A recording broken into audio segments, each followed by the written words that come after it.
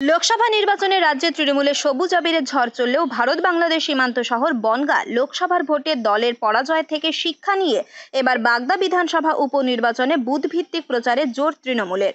বাগদা বিধানসভা উপনির্বাচনে এই কেন্দ্র পুনরুদ্ধারের দলের তরফে ঠাকুরবাড়ির সদস্য মধুপর্ণা ঠাকুরকে প্রার্থী করে প্রচারে নেমেছে তৃণমূল। দেখুন, দলের আমরা তো সবাই সহকর্মী।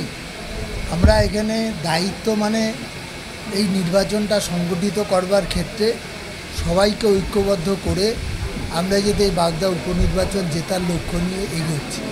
এবং আমার বিশ্বাস যে কনিয়ারা ওয়ানের যারা আমাদের দলের সাথীরা আছেন, বিভিন্ন দায়িত্বপ্রাপ্ত এবং সাধারণ কর্মী সবাই মিলে এখানে একটা শপথ নিয়েছেন যে তারা যে ভোটে এখানে হেরেছেন তার থেকে ডবল ভোটে জিতিয়ে বাগদা যে উপনির্বাচন সেই জেতার লক্ষ্যে এই অঞ্চল অনেক বেশি আগে থাকবে। আর তাই রাজ্যের শাসক দলের পক্ষ থেকে একাধিক মন্ত্রীকে অঞ্চল ভিত্তিক দায়িত্ব দেওয়া হয়েছে। হেলেঞ্চা গ্রাম পঞ্চায়েত এবং গারাপোতা পঞ্চায়েতের দায়িত্ব দেওয়া হয়েছে রাজ্যের দমকল মন্ত্রী সুজিত বসুকে। খাদ্যমন্ত্রী রথিন ঘোষের দায়িত্ব রয়েছে কনিয়ারা 1 নম্বর গ্রাম পঞ্চায়েত ও কনিয়ারা 2 নম্বর গ্রাম পঞ্চায়েত এলাকার। দায়িত্ব পাওয়ার পরই এলাকায় এসে স্থানীয় নেতাকর্মীদের সঙ্গে বৈঠক করলেন জেলার গুরুত্বপূর্ণ এই হেভিওয়েট মন্ত্রীরা। সেটা মানুষের ওপর নির্ভর করবে, আমরা মানুষকে বোঝাবো আর মানুষ নিশ্চয়ই সে বুঝে ভোট আমাদের কমিটি, যেমন বুথ কমিটি হয় আমরা বুথ কমিটি করব, বুথ কমিটি যা কাজ তাই করবে তারা।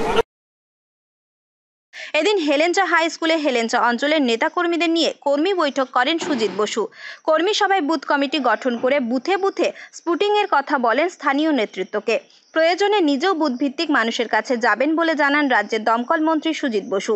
এদিন বিজেপি গড় বনগাঁয় প্রায় শতাধিক কর্মী সমর্থক মন্ত্রী সুজিত বসুর হাত ধরে তৃণমূল কংগ্রেসে যোগদান করেন। অপরদিকে তৃণমূল প্রার্থীর সমর্থনে কর্মী সভায় এসে বুথ সভাপতিদের কাছে লোকসভার হারের কারণ জানতে চাইলেন খাদ্যমন্ত্রী। কনিয়ারা 1 নম্বর গ্রাম পঞ্চায়েত এলাকায় রানীহাটি উচ্চ বিদ্যালয়ে একটি কর্মী সভার বুথ স্তরের নেতৃত্বদের লোকসভা নির্বাচনে দল হারার তথ্য তুলে ধরার জন্য বলা হয়। যদিও এ প্রসঙ্গে সাংবাদিকদের মুখোমুখি হয়ে রথিন ঘোষ জানান, ঘরে ঘটিবাটি থাকলে একটু ঠোকাঠুকি হয়। দেখুন, আমরা সবাই মিলে ঐক্যবদ্ধভাবে করব, এটাই আর কি ব্যাপার। ঘরে দেখবেন ওই ঘটিবাটি থাকলে ঠোকাঠুকি হয়, কেউ তো ফেলে দিই না। ফেলে দেওয়ার, যদিও ফেলে দেয় আবার দেখবেন গুছিয়ে ঘরে আসে, আমরাও তাই করব। 10ই জুলাই বাগদা বিধানসভা কেন্দ্রে উপনির্বাচন। তার আগে বিজেপি গড়ে তৃণমূল নিজেদের ঘর গোছাতে কতটা সমর্থ হয় এখন সেটাই দেখার। উত্তর 24 পরগনা থেকে রুদ্রনারায়ণ রায়, লোকাল 18 বাংলা।